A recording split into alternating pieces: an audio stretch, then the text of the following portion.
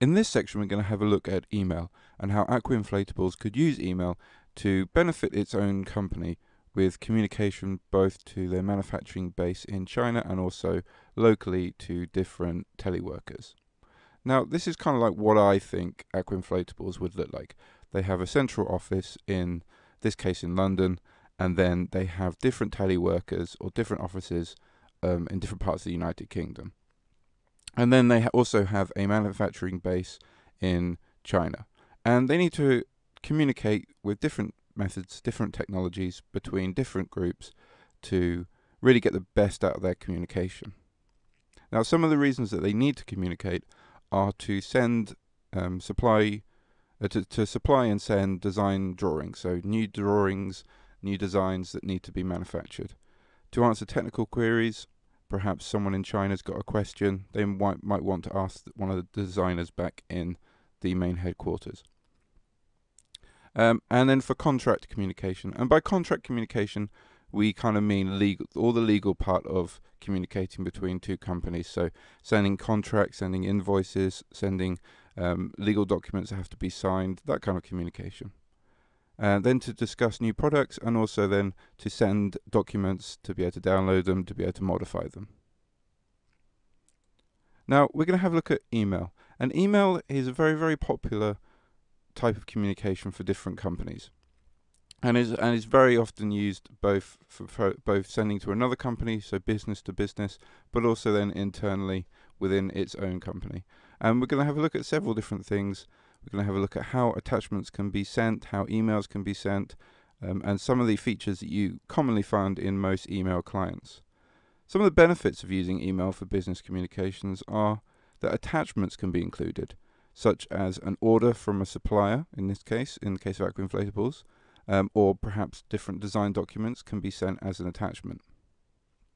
The email communication can be copied to others for record purposes using CC, carbon copy, or BCC, which stands for blind carbon copy, and I'll come on to what the differences between them are in just a moment, using that feature. Copies of sent items are automatically kept for business records. There's always a record of them happening. Signature and company contact details can be added to the email directly using something called a signature, and we'll have a look at that again in a little bit.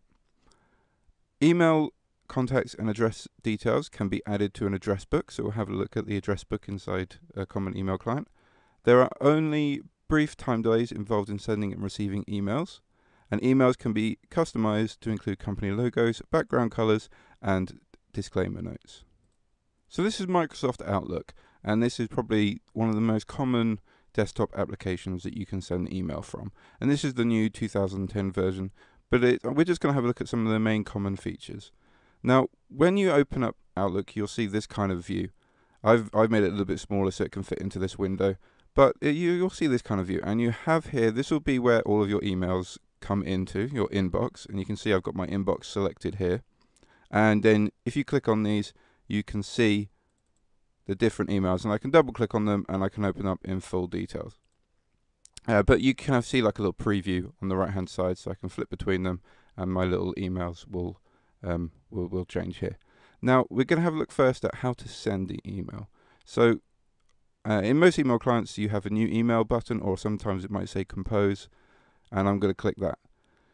Now you'll notice first of all that this has sort of just popped up, and this is what's called a signature. If I delete it, this is what it would look like without a signature.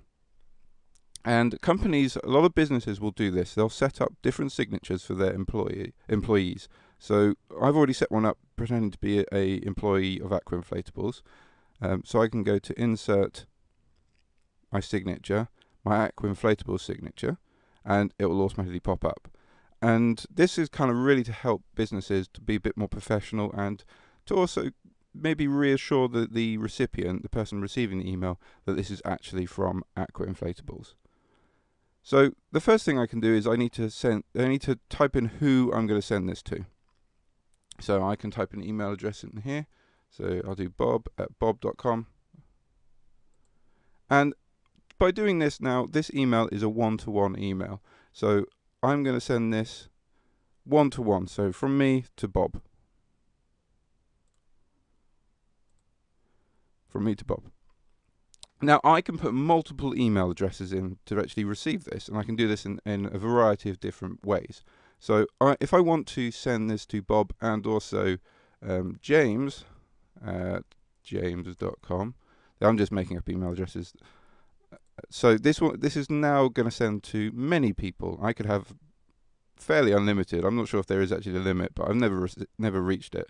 And now I've changed this to one-to-many. So I'm going to send it to 2 people now, and they're going to receive that. So it changes it to one-to-many. So email can be used for both one-to-one and also one-to-many.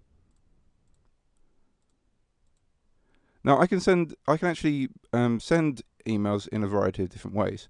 So that's the normal way of doing it. If I want these 2 people to be directly involved with this type of communication, then I'll send it like this. If I just want a person to have a record of it, but I don't really expect them to reply to it, I might use this CC button, the CC field. And the CC means carbon copy, and it means just send a copy to them, but I'm not really expecting them to do anything with it. So let's try steve.com. So this will just send a carbon copy, so a copy of this email, not really asking him to be involved. Now let's say I want to send this whole email to my manager as well, but I don't want the rest of the guys to actually see that I sent it to the manager. What I can do is if I go to options, I've got this BCC, and that stands for blind carbon copy, and it basically means that I can send a carbon copy to another person or to a series of people, but none of the other people in the conversation can see that I've sent it to them. So it'll be like hidden.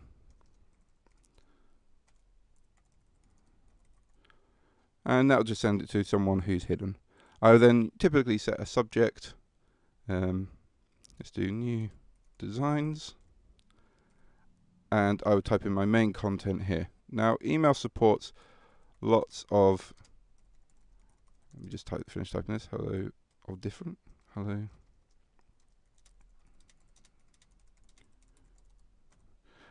Email supports lots of different ways of, there's lots of different types of media.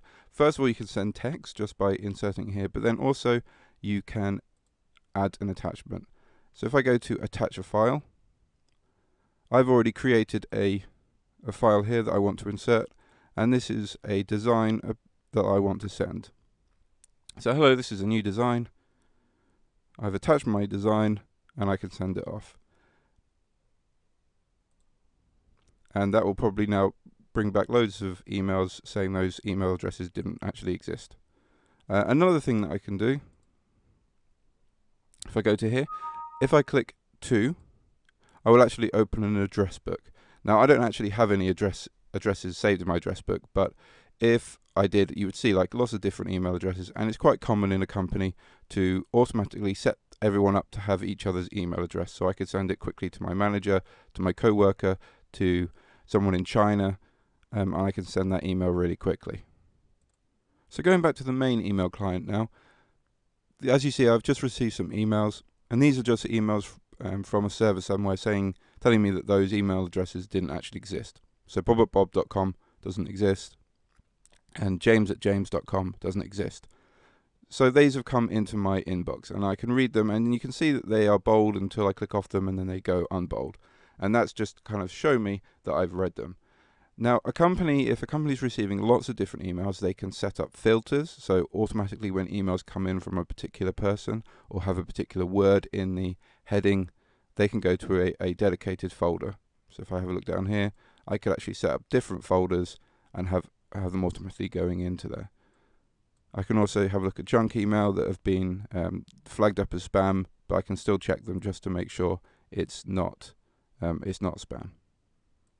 So having a look back at the features of email system, they're typed messages, you can attach different files, and then you've got lots of different features inside email clients. You've got an address book, carbon copy, blind carbon copy, a return receipt. You can ask an email to send you a sort of receipt, send you an email back saying that person's received it if it's very important, so you can guarantee that they've got it. Yeah, you can have different security options. You can have the emails encrypted if you want, so only you and the recipient can view them. You can mark them as different importance. Some companies like to do that. So Aqua Inflatables, if it's a legal document, it's a very important document, they could flag it up as a high importance. We've had a look at signatures and how Aqua Inflatables could use a signature to improve the professional sort of look of their email. You can use special folders to organize incoming emails. You can have that set up by rules and filters that will automatically put those emails inside those folders. There's spam filters. You can have an archive of all your old emails, so you've got them for a record. You can attachments again. Distribution list, which basically is like a pre-made set of different people. So if you wanted to send it to all of your design team, you could have all of your design team pre-made in a big list, so you can just send it off and spell check. So some of the advantages are there's no need for both the sender and the recipient to be online at the same time. If you send an email, it'll just wait on a server until that person logs in, and then it'll deliver it. So that person will get that email even if they're not up, which is very good for Aqua Inflatables because some of their business might be in China. The electronic messages can be stored, edited, and forwarded to others. Messages can be filtered into unwanted emails. Messages can be filtered into folders. It costs less than post. It's faster. There's all the benefits of using digital technology. Most have some sort of disadvantages. You must have access to computer, smartphone, internet connection, and an email address. If you don't have an email address, you can't send an email. Not really a disadvantage, perhaps, but just something you've got to be aware of, that the company would have to set up email addresses and just make sure that there's an internet connection. Many messages are unwanted. By introducing the email system, you will receive spam, which will sort of slow down your company a little bit because you've got to deal with that.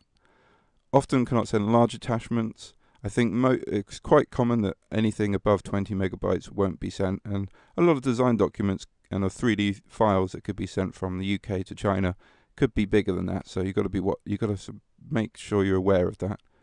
The address has to be accurate, and authenticating documents for legal purposes is complicated. If you actually want to send a very secure email by encrypting it and getting what's called a digital certificate, then that's actually quite a lengthy process, and it can be quite complicated. So you might need to pay for training for your staff to be able to use that effectively.